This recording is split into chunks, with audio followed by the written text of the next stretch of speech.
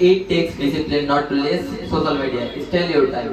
কথাটি বলেছিলেন মার্কিন লেখক অ্যালেক্স ওহালিয়ান। অর্থাৎ আমরা যদি সুযোগ না দিই তাহলে সামাজিক যোগাযোগের মাধ্যম কখনোই আমাদের আসক্তি হয়ে দাঁড়াতে পারবে না।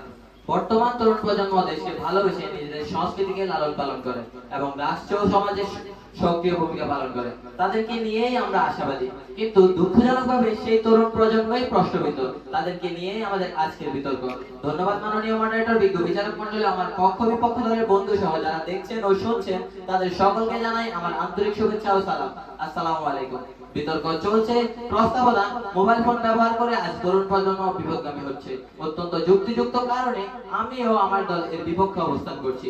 মাননীয় মডারেটর, আমার প্রতিপক্ষ দলের যুক্তি শুনে মনে হচ্ছে যখন কারো মাথা ব্যথা হয় তখন তার মাথা ব্যথার জন্য ওষুধ সেবন না করিয়ে গোটা মাথাটি কেটে ফেলা উচিত। অর্থাৎ মাননীয় মডারেটর, আমরা যে মোবাইল ফোন ব্যবহার করে এগিয়ে যাব তা না, তারা গোটা মোবাইল ফোনটাকেই সরিয়ে দেওয়ার ব্যবস্থা করেছেন।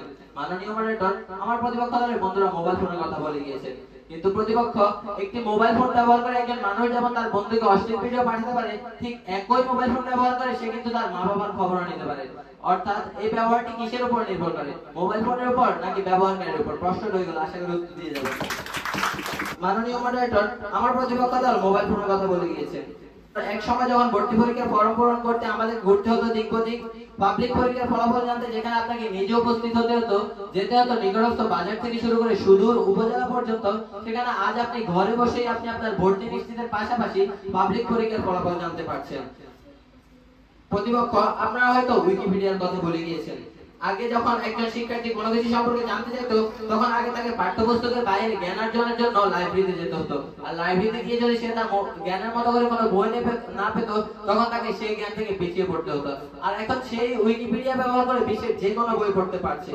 মাননীয় মডারেটর, আমাদের মাননীয় প্রধানমন্ত্রী শেখ হাসিনার লক্ষ্য যখন 2041 সালের মধ্যে বাংলাদেশকে স্মার্ট বাংলাদেশ হিসেবে গড়ে তোলা, সেখানে আমার প্রতিপক্ষ দলের বন্ধুদের কথা শুনে মনে হচ্ছে যে তারা আমাদেরকে সামনের দিকে নয় বরং পিছনের দিকে ঠেলে দেওয়ার আগ্রহটাই বেশি।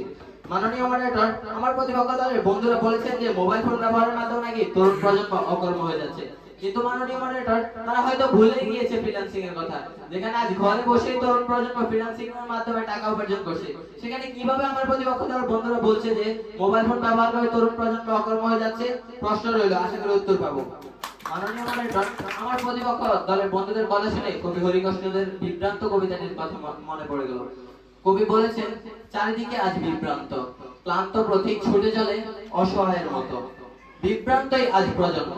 মাননীয় মডারেটর, ঠিক সেই বিভ্রান্তই ছড়াচ্ছেন আমার প্রতিপক্ষ দলের বন্ধুরা, কারণ তারা বলে যাচ্ছে যে মোবাইল ফোন ব্যবহার করে নাকি আজ তরুণ প্রজন্ম বিপথগামী হচ্ছে। প্রতিপক্ষ, আপনারা বলে গেলেন আমরা নাকি বিভিন্ন অশ্লীল ভিডিও দেখি, কিন্তু প্রতিপক্ষ, এটার জন্য কি মোবাইল ফোন দায়ী নাকি আপনার দৃষ্টিভঙ্গি দায়ী? প্রশ্ন রইল, আশা করি উত্তর দিয়ে যাবেন।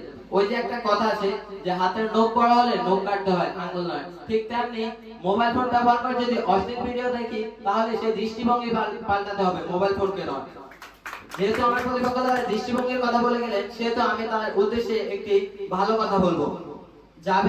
জাবের রাদিয়াল্লাহু তাআলা আনহু হতে বর্ণিত হাদিসে এসেছে, তিনি মহানবীকে হঠাৎ দৃষ্টি সম্পর্কে একটি প্রশ্ন করলেন, আমাদের অশ্লীল কিছুর প্রতি নজর পড়লে কি করা উচিত? তখন প্রতি উত্তরে মহানবী হযরত মুহাম্মদ সাল্লাল্লাহু আলাইহি সাল্লাম বললেন, সাথে সাথে আমাদের দৃষ্টি সরাতে হবে, কারণ প্রথম দৃষ্টিটা ক্ষমার যোগ্য, দ্বিতীয়টা না। তাই প্রতিপক্ষ, আসুন, মোবাইল ফোন ব্যবহার করে বর্তমান যুব সমাজ বিপথগামী হচ্ছে না, বরং উন্নতি হচ্ছে। ধন্যবাদ মাননীয় মডারেটর, ধন্যবাদ।